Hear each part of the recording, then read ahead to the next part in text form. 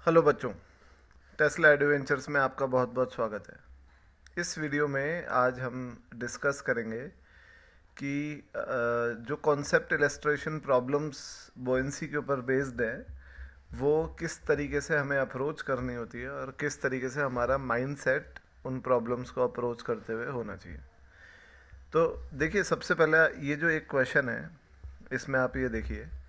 अब यहाँ इस क्वेश्चन में हो ये रहा है कि एक ये लिक्विड है जिसकी डेंसिटी डी है और ये दूसरा लिक्विड है जिसकी डेंसिटी 2d है, और इस इन दोनों लिक्विड के इंटरफेस पे पार्शली एक सॉलिड फ्लोट कर रहा है इन सच अ वे कि वो 3L/4 तो ऊपर वाले लिक्विड में है और L/4 वो नीचे वाले लिक्विड में। अच्छा, इस जो सॉलिड का क्रॉस सेक्शन एरिया है वो A/5 है और जो कंटेनर का क्रॉस सेक्शन एरिया है वो ये है। ठीक है ना।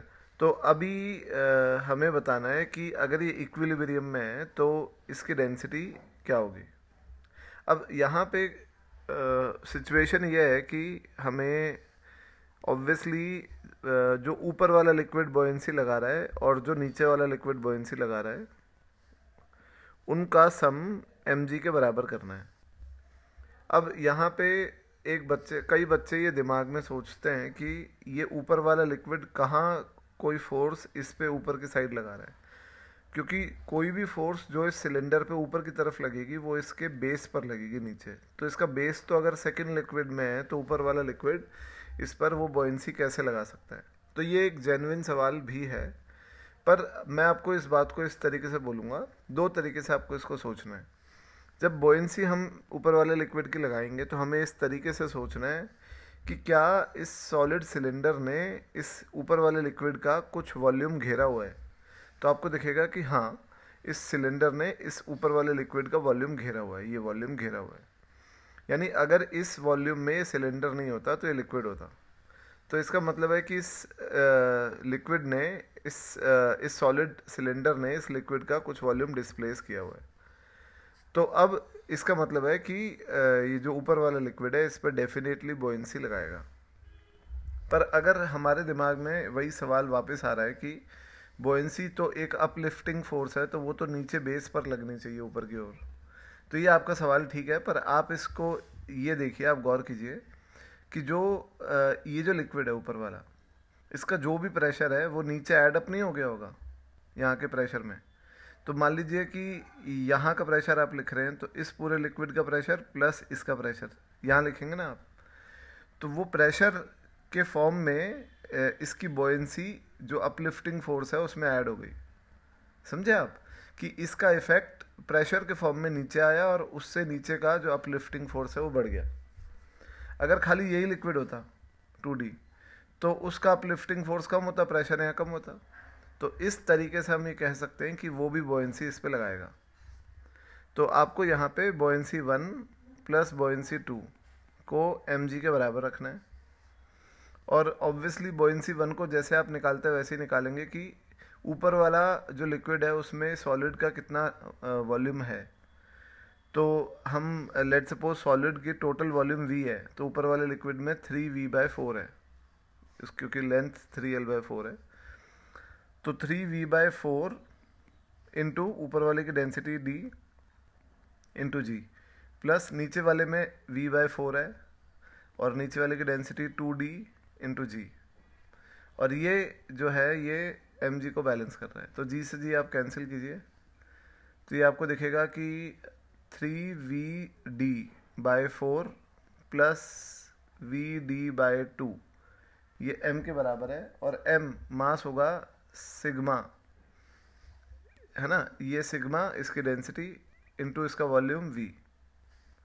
तो v से v कैंसिल अगर करेंगे तो 3/4 प्लस 1/2, तो ये आप देखिए 5/2 होगा, और यहाँ तो ये आप देखिए कि ये होगा 5/4d और ये हो गया सिग्मा। तो सिग्मा की जो वैल्यू होगी वो होगी 5d/4। तो ये हमारा करेक्ट आंसर होगा। अब हम चलते हैं नेक्स्ट क्वेश्चन पर। इस क्वेश्चन में आप ये देखिए कि ये एक वुडन प्लैंक है जिसकी लेंथ 1 मीटर है। और इसका area of cross section uniform है। इसको हमने यहाँ से हिंज किया हुआ है, इस पोजीशन से हमने इसको हिंज किया हुआ है। और ये एक टैंक में है, जिस टैंक में हमने लिक्विड भरा हुआ है, पानी भरा हुआ है, जिसकी हाइट है 0.5। अगर ये भी दिया हुआ है कि इसकी स्पेसिफिक ग्रेविटी 0.5 है, यानी इसकी डेंसिटी अपॉन पानी की डेंसिटी 0.5 है, और हमें बताना है कि इक्विलिब्रियम में ये एंगल कितना होगा। तो देखिए यहाँ पे हमें सिंपल टॉर्क बैलेंस करना है। तो सबसे पहले अगर मैं mg को बनाऊं तो mg जो होगा वो नीचे लग रहा होगा, और mg यहाँ से 1/2 मीटर की लेंथ पे होगा, क्योंकि सेंटर ऑफ मास पे लग रहा होगा। पर सेंटर ऑफ बोयेंसी कहीं यहाँ होगा और वो ऊपर लग रहा होगा। और मान लिया मैंने कि सेंटर ऑफ बोयेंसी हिंज से x ऊंचाई पर है, या x/2 ऊंचाई पर है, और x जहाँ पे मैंने माना है कि x जो है वो टोटल रॉड कितना डूबी हुई है वो है। तो सेंटर ऑफ बोयेंसी जो होगा वो x/2 पे होगा। ठीक है, ये बात आई गेस आप लोगों को अच्छे से समझ आ रही होगी। ये मैंने थोड़ा सा जूम कर दिया। तो ये जो लेंथ होगी x/2 होगी। तो अगर मैं टॉर्क अबाउट हिंज 0 कर दूं तो मैं बोलूँगा कि जो mg का टॉर्क है वो होगा mg इंटू 1/2, और ये mg इंटू 1/2 कॉस थीटा होगा। ये इनफैक्ट साइन थीटा, ये कंपोनेंट अगर मैं लिखूं, ये देखिए, तो 1/2 साइन थीटा होगा। तो mg इंटू 1/2 साइन थीटा, और ये बराबर होगा बोयेंसी इंटू ये डिस्टेंस होगा x/2 साइन थीटा। तो बोयेंसी जो बोयेंसी से जो मल्टीप्लाई करेंगे वो होगा x/2 साइन थीटा। तो यहाँ से 2 से 2 कैंसिल, साइन थीटा से साइन थीटा कैंसिल। तो mg यहाँ पे किसके बराबर आ रहा है? Buoyancy into x। ठीक है, ये आप सबसे पहले इक्वेशन देखिए। अब यहाँ पे जो है mg की वैल्यू अगर मैं लिखूं तो mg होगा वॉल्यूम इनटू डेंसिटी। अब सॉलिड का जो डेंसिटी है वो हमें दिया हुआ है 0.5 है। ये हमें डेटा दिया हुआ है कि सॉलिड की स्पेसिफिक ग्रेविटी ये है।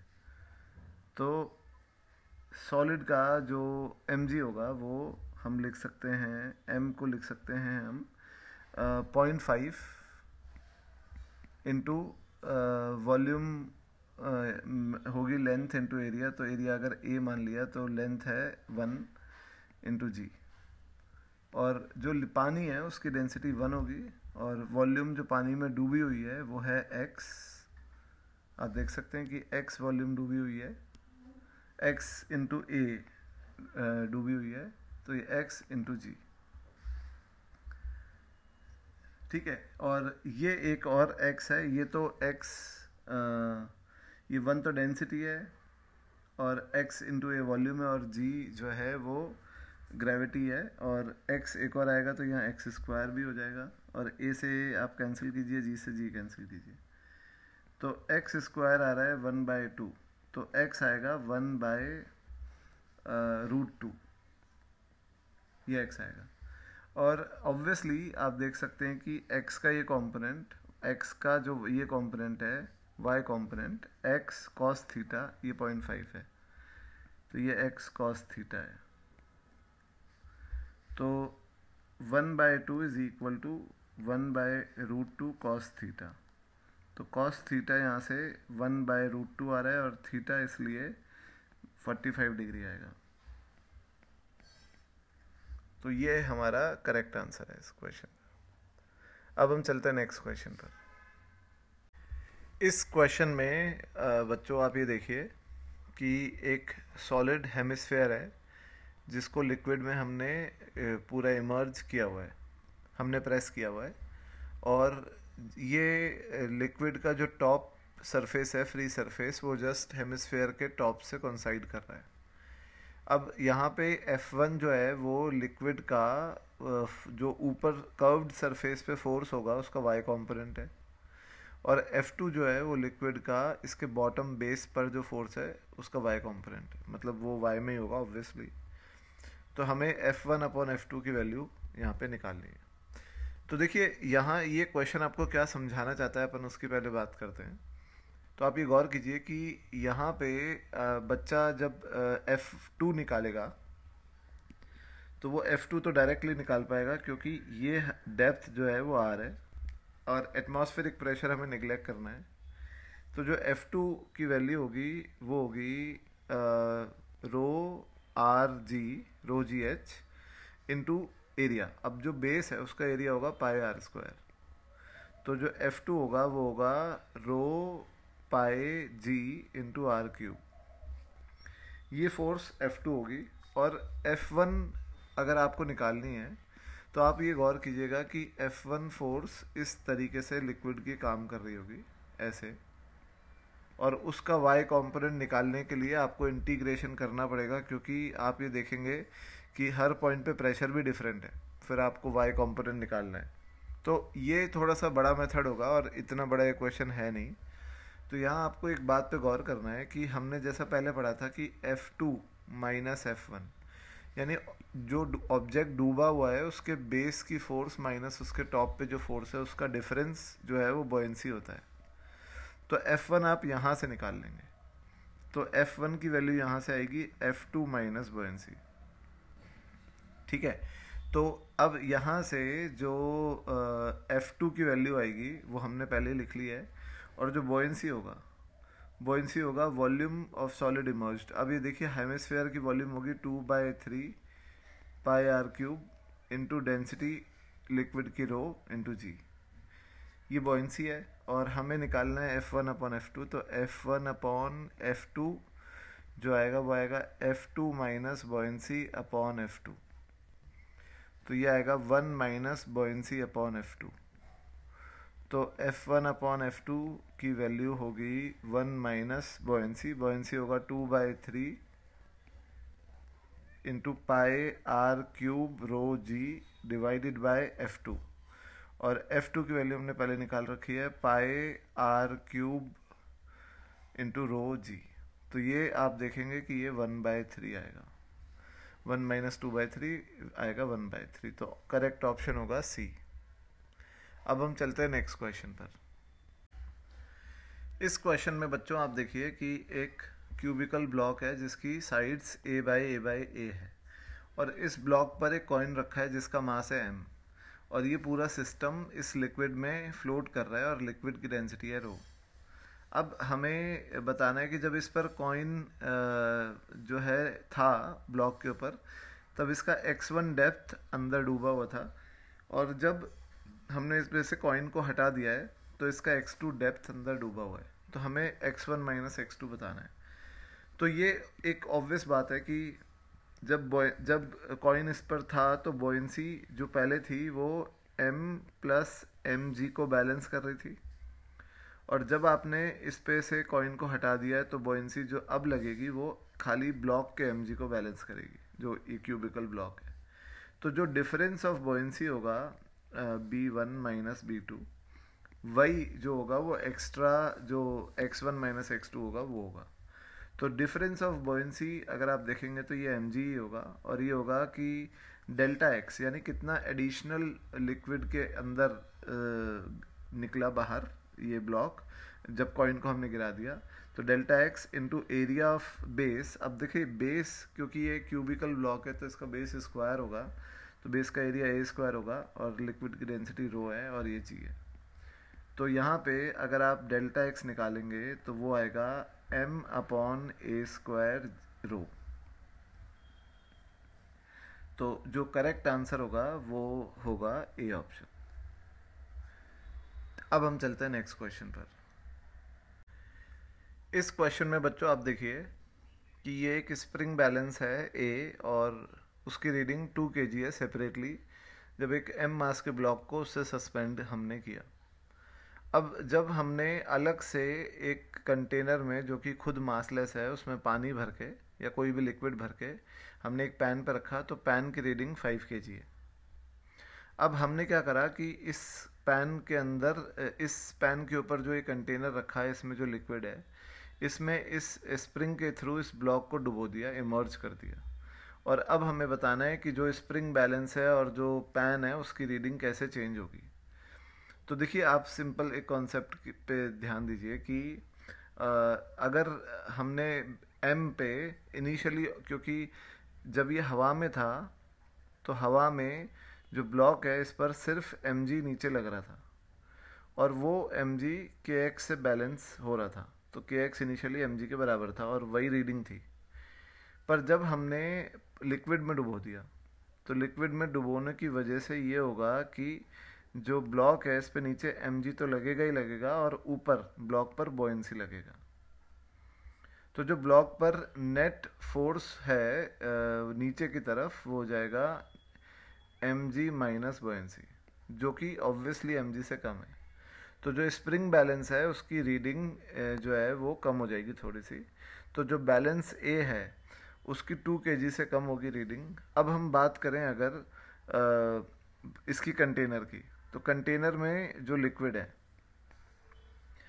वो ऑब्वियसली जब अकेला था तो उसकी जो वेट था वो 5 kg था, ये आप देख सकते हैं। पर जब हमने इसमें लिक्विड में ये मास को डिप कर दिया तो मास पर बॉयंसी ये जो लगा रहा है ये लिक्विड लगा रहा है। तो ये जो मास है ये इस बॉयंसी का रिएक्शन डाउनवर्ड डायरेक्शन में देगा, जो कि बॉयंसी के बराबर ही होगा। ठीक है, तो ये जो बॉयंसी है और जो पैन की रीडिंग होगी, जो बी वाला ये है इंस्ट्रूमेंट, उसकी जो रीडिंग होगी आर बी, वो होगी बॉयंसी ये रिएक्शन प्लस जो लिक्विड का एम जी है जो कि 5 kg था इंटू जी। तो ऑब्वियसली जो ये वाला जो वेइंग मशीन है वो 5 kg से ज़्यादा रीड करेगी। तो एक तो ऑप्शन बी हो गया कि balance B will read more than 5 kg, और बैलेंस ए जो है वो 5 kg 2 kg से कम रीड करेगा। तो सी ऑप्शन अगर हम देखें कि balance A will read less than 2 kg but and B will read less than 5 kg, ये गलत है क्योंकि बी तो 5 kg से ज़्यादा रीड करेगा और balance A and B will read 2 kg and 5 kg respectively, तो ये भी गलत है। तो the only correct answer will be option B, कि जो बैलेंस बी है वो 2 kg से ज़्यादा रीड करेगा और बैलेंस ए जो है वो बैलेंस बी जो है वो 5 kg से ज़्यादा रीड करेगा और बैलेंस ए जो है वो 2 kg से कम रीड करेगा। अब हम चलते हैं नेक्स्ट क्वेश्चन पर। इस क्वेश्चन में बच्चों आप ये देखिए कि एक आइस क्यूब है जो कि ऑयल और वाटर के इंटरफेस में तैर रहा है और हमें बताना है कि जो आइस है जब वो मेल्ट होगी तो उसके मेल्टिंग से जो ये इंटरफेस है इसके लेवल पे क्या फ़र्क पड़ेगा, ऊपर जाएगा कि नीचे जाएगा कि वहीं रहेगा, या और जो टॉप सरफेस है उस पर क्या फ़र्क पड़ेगा। तो देखिए, एक सबसे पहले एक सिंपल बात हम करते हैं कि मान लीजिए कि जब ये आइस क्यूब सेपरेटली पानी में तैर रहा होता, सेम आइस क्यूब पानी में तैर रहा होता, तो हम ये जानते हैं कि इसका जो बॉयंसी है वो mg को बैलेंस कर रहा होता। तो बॉयंसी 1 mg को बैलेंस कर रहा होता और उसके मेल्ट होने से जो लिक्विड बनता वो उतना ही होता जितना ये लिक्विड डिस्प्लेस्ड है, तो लिक्विड के लेवल पे कोई फ़र्क नहीं पड़ता। पर इस सिनेरियो में ये आइस पर जो है वो बॉयंसी ऑयल की भी लग रही है और बॉयंसी जो है वो वाटर की भी लग रही है और वो दोनों मिलके mg को बैलेंस कर रहे हैं। Buoyancy oil plus buoyancy water जो है वो mg को बैलेंस कर रहे हैं। तो वॉल्यूम ऑफ वाटर डिस्प्लेस्ड इस केस, देखिए अब इस केस में ये बॉयंसी जो होगी वाटर की, ये नई बॉयंसी वाटर की, ये पुरानी बॉयंसी से कम होगी क्योंकि पुरानी बॉयंसी तो अकेले mg को बैलेंस कर रही थी, इसके साथ तो बॉयंसी ऑयल भी है तो ये कम होगी। तो अब जब ये कम होगी तो वॉल्यूम ऑफ वाटर डिस्प्लेस्ड अभी भी जो है वो कम होगा। तो अगर लिक्विड आइस के मेल्ट होने से जो पानी बन रहा है वो ज़्यादा है क्योंकि अब वॉल्यूम ऑफ वाटर डिस्प्लेस कम है, तो वो अगर ज़्यादा है तो इंटरफेस का जो लेवल है वो ऊपर जाएगा। समझ गए आप? मैं वापस बोल रहा हूँ कि क्योंकि वॉल्यूम ऑफ वाटर जो अब डिस्प्लेस हुआ है न्यू केस में, जब ये इंटरफेस पे तैर रहा है, displaced water new will be less than volume of displaced water old। तो क्योंकि वॉल्यूम ऑफ डिस्प्लेस्ड वाटर अब कम है, तो जो वॉल्यूम ऑफ वाटर बन रहा है वो इस लेवल को बढ़ा देगा, क्योंकि वो तो उतना ही है जितना पहले था। तो वो अगर इस लेवल को बढ़ाएगा तो ये इंटरफेस ऊपर जाएगा। और क्योंकि आपको अच्छे से पता है कि आइस के अंदर हवा भी होती है थोड़ी सी, ओपन केज स्ट्रक्चर की वजह से, तो वो हवा जब यहाँ से एस्केप करेगी, बाहर जाएगी, तो ऑल ओवर पूरे सिस्टम की वॉल्यूम कम होगी। तो जो ये जो लेवल है, ये लेवल भी नीचे आएगा, क्योंकि अगर आइस के अंदर ट्रैप्ड हवा बाहर जा रही है तो ऑल ओवर सिस्टम की वॉल्यूम कम होगी, और वॉल्यूम कम होगी अगर सिस्टम की, तो ये जो टोटल वॉल्यूम है, देखिए ये सरफेस तो वहीं रहेगा, तो टोटल वॉल्यूम नीचे आ जाएगी, तो ये जो लेवल है वो नीचे आ जाएगा। तो जो आंसर होगा कि जो इंटरफेस है वो तो ऊपर जाएगा और अपर मोस्ट लेवल नीचे आएगा, तो rise and fall, A option correct होगा। अब हम चलते हैं नेक्स्ट क्वेश्चन पर।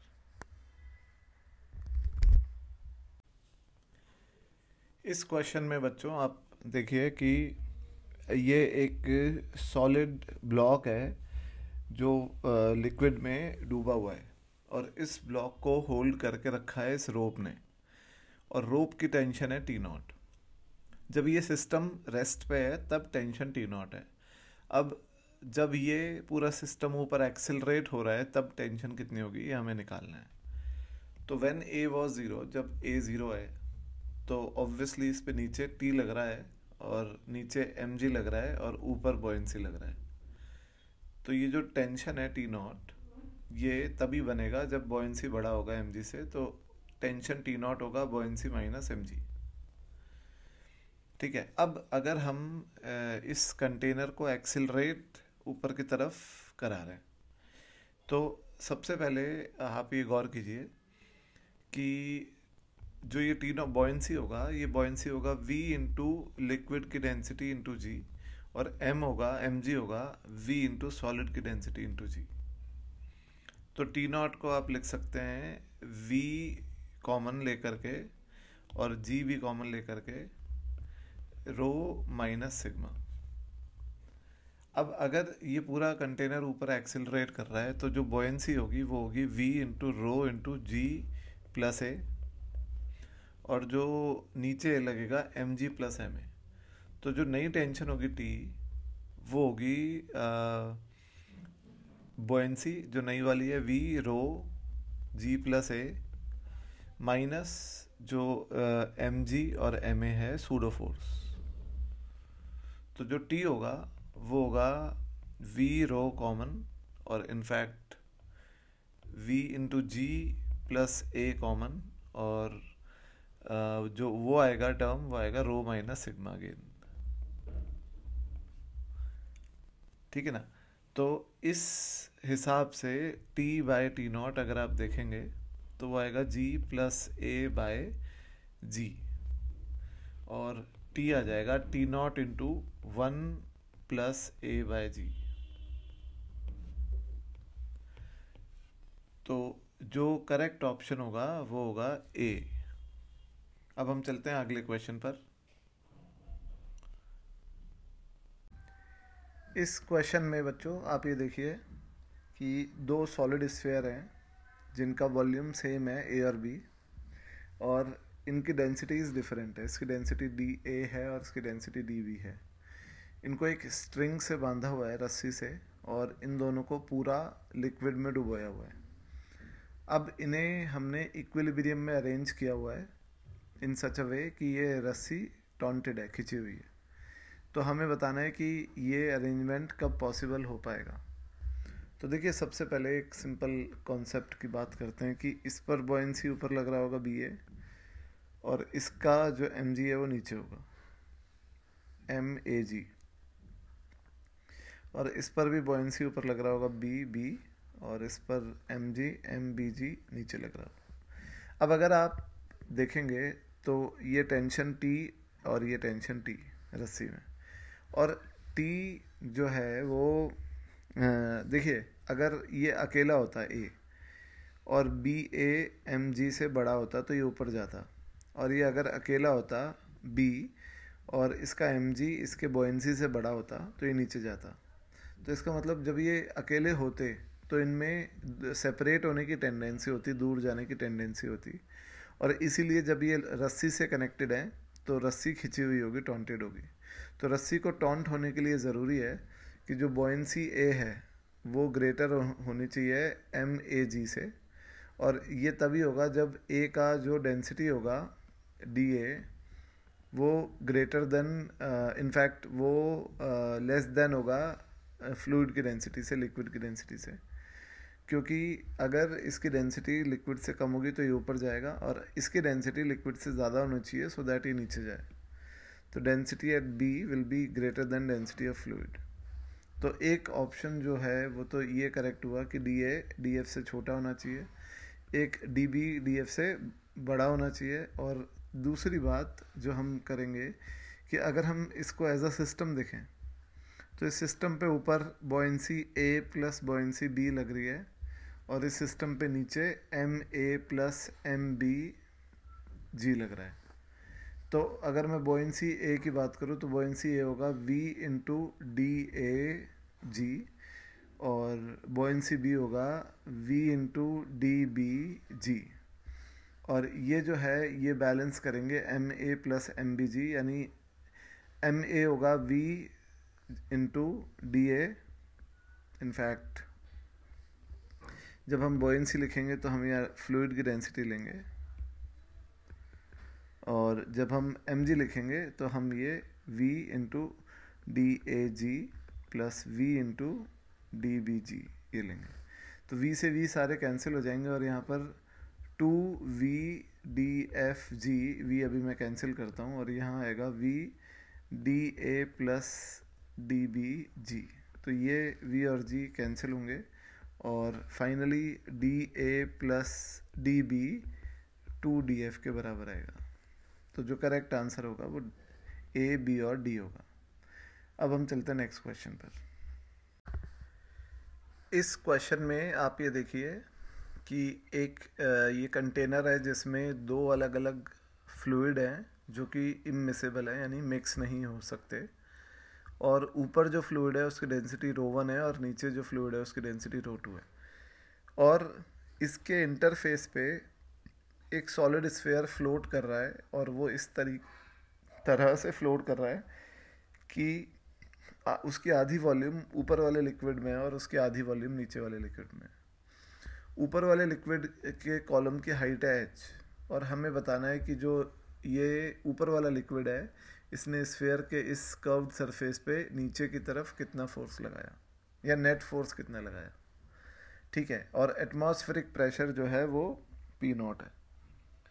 तो यहाँ पे सबसे पहले आप एक सिंपल कॉन्सेप्ट की बात समझिए कि अगर मैं सिर्फ इस हेमिस्फेयर को लूँ, अगर मैं ये जो हेमिस्फेयर है ऊपर वाला सिर्फ इसकी बात करूँ, तो इस हेमिस्फेयर पे मान लीजिए ऊपर से जो फोर्स लग रही है लिक्विड की वो F लग रही है। ठीक है, और इसका जो ये बेस है इस पर नीचे से लग रही है ये F1 ये F2, और ऑब्वियसली आपको ये पता है कि F2 माइनस F1 ही बॉयंसी के बराबर होता है। तो F1 जो होगा वो होगा F2 माइनस बॉयंसी। ठीक है, अब F2 की बात करूं तो F2 यहाँ इन पॉइंट्स पे जो प्रेशर होगा वो होगा P0 प्लस एच रो जी। तो अगर F2 की बात करूं तो वो होगा P0 प्लस एच रो जी इंटू इसके बेस का एरिया जो कि पाए आर स्क्वायर होगा, क्योंकि बेस एक डिस्क है उसका एरिया ये होगा। और बॉयंसी जो होगी इस स्फीयर पे वो होगी इसकी वॉल्यूम जो कि 2/3 पाए आर क्यूब है, इंटू इस स्फीयर की डेंसिटी जो कि यहाँ पे इनफैक्ट डेंसिटी तो हमें लिक्विड की लेनी है ऊपर वाले की, तो वो हमें रो 1 दी हुई है इंटू जी। तो जो F1 होगा वो होगा F2 माइनस बॉयंसी, और F2 माइनस बॉयंसी होगा P0 into pi R square plus pi R square H rho G है ना, और माइनस बॉयंसी होगा 2/3 pi R cube into ρ1 × g। तो अगर मैं इसको ढंग से लिखूं तो ये P0 × पाई आर स्क्वायर तो अलग हो ही गया, कैपिटल आर। और यहाँ पर आप देखिए कि यहाँ पर h - 2/3 कॉमन आ जाएगा और बाहर रहेगा पाई आर स्क्वायर ρg, है ना, और ये ρ1 ही आएगा। तो जो करेक्ट आंसर होगा वो होगा ऑप्शन ए। अब हम चलते हैं नेक्स्ट क्वेश्चन पर। इस क्वेश्चन में बच्चों आप ये देखिए कि दो आइडेंटिकल कंटेनर्स हैं जिसमें सेम वॉल्यूम ऑफ वाटर है, और हम मान लेते हैं कि इसमें पानी का मास है कैपिटल M, और इन दोनों को हमने जब स्प्रिंग बैलेंस इस पे वेइंग मशीन पे रखा तो सेपरेट वेइंग मशीन्स पे इनका रीडिंग सेम आ रहा है। अब हमने एक हॉलो बॉल को और एक सॉलिड बॉल को लिया जिनकी वॉल्यूम इक्वल है, और सॉलिड बॉल को इस रोप से हैंग कर दिया इसके अंदर, और हॉलो बॉल को इस रोप से नीचे से कनेक्ट कर दिया। तो अब हमें बताना है कि किस केस में जो वेइंग मशीन है उसकी रीडिंग ज़्यादा होगी। तो यहाँ सबसे पहले अगर अपन इस चीज़ को एनालाइज करें कि सबसे यहाँ एक इम्पॉर्टेंट बात है कि सिस्टम पर एक्सटर्नल फोर्स क्या है। तो देखिए सबसे पहले फर्स्ट केस की अगर मैं बात करूँ तो ये जो बॉल है इस पर जो mg है वो ज़्यादा होगा बॉयंसी से, और इसलिए इस पर जो टेंशन होगा T वो होगा mg - बॉयंसी। ठीक है, अब आप ये देखिए कि ये जो सिस्टम है इस सिस्टम पे as a whole external forces क्या है। तो इस सिस्टम पे जो बॉयंसी है, देखिए वाटर ने बॉल पे बॉयंसी ऊपर लगाया और बॉल ने वाटर पे नीचे रिएक्शन लगा दिया, तो वो तो एक इंटरनल फोर्स हो गई। पर इस पूरे सिस्टम पे नीचे एक तो लिक्विड का mg, एक बॉल का mg, दोनों mg लग रहे हैं, और एक ये जो T लग रहा है ये ऊपर की तरफ लग रहा है। तो जो रीडिंग आएगी वेइंग मशीन की वो आएगी m + m × g माइनस ये T, और ये T होगा mg + बॉयंसी। तो ये आप देख सकते हैं कि ये आएगा mg + बॉयंसी, और क्योंकि बॉयंसी mg से कम है तो ये रीडिंग m + mg से कम आएगी, है ना। ये तो फर्स्ट वाले की रीडिंग आएगी। अब सेकंड वाले केस में आप ये देखिए कि अगर खाली बॉल का FBD बनाऊं तो बॉल पर बॉयंसी ज़्यादा होगी, और बॉयंसी ये उतनी ही लगेगी जितनी पहले केस में है, क्योंकि वॉल्यूम सेम है दोनों का। और जो नीचे लगेगा वो लगेगा बॉल का mg, जो भी बॉल का mg है, पर ये डिफरेंट होगा ऑब्वियसली। बॉल का mg कुछ डिफरेंट होगा, m2g बोल दिया मैंने इसको। तो अब ये T जो होगा ये तो सिस्टम की इंटरनल फोर्स ही होगी, और T जो होगा ये होगा बॉयंसी माइनस m2g, है ना। तो अब यहाँ पे अगर आप इसे एज अ सिस्टम मानेंगे तो इस पूरे सिस्टम पे जो एक्सटर्नल फोर्स लग रहा है नीचे वो लग रहा है mg लिक्विड का, प्लस ये जो बॉल है उसका mg m2g, और बॉयंसी जो बॉल पे लगी वो ऊपर, और बॉल ने लिक्विड पे नीचे लगाई। टेंशन बॉल पे नीचे लगी थी और इस पे वेइंग मशीन पे ऊपर लगी पैन पर। तो जो ये सिस्टम है इस सिस्टम पे एक्सटर्नल फोर्स ये है। तो जो रीडिंग इस केस में आएगी वो आएगी m + m2g। ठीक है, अब आपको यहाँ से क्लियर पता है कि बॉयंसी m2g से बड़ा है, तो ये रीडिंग जो होगी R2 ये mg प्लस जो बॉयंसी है उससे छोटी होगी। अगर मैं इसको R2 को लिखूं कि जो R2 होगा वो mg प्लस बॉयंसी से छोटा आ रहा है, क्योंकि यहाँ पर R2 में m2 आ रहा है और m2g बॉयंसी से छोटा है। ठीक है, तो ऑब्वियसली आप दोनों को कंपेयर कर सकते हैं कि R1 जो है वो तो फर्स्ट वाले रीडिंग वो तो mg + बॉयंसी आ रहा है और ये mg + बॉयंसी से ज़्यादा आ रहा है, तो R2 will be greater then R1। ठीक है, ये तो फर्स्ट वाला केस है। अब सेकंड केस में यहाँ हमने क्या करा कि सेकंड स्ट्रिंग को अगर हमने कट कर दिया तो होगा ये कि ये ऊपर आकर के फ्लोट करने लग जाएगा, और जब ये फ्लोट करने लग जाएगा तो ऑब्वियसली इस केस में भी जो वेइंग मशीन की रीडिंग होगी वो m+m2g होगी। तो हम ये कह सकते हैं कि इस केस में भी वेइंग मशीन की रीडिंग पे कोई फ़र्क नहीं पड़ेगा और हमारे आंसर पे भी कोई फ़र्क नहीं पड़ेगा, क्योंकि जब ये ऊपर आके फ्लोट करेगा तो भी सिस्टम का टोटल मास तो m+m2g ही होगा। तो जो हमारा वो आएगा फाइनल आंसर, वो यही आएगा कि R2 उस केस में चेंज नहीं होगा और R2 R1 से बड़ा होगा। अब हम चलते हैं नेक्स्ट क्वेश्चन पर।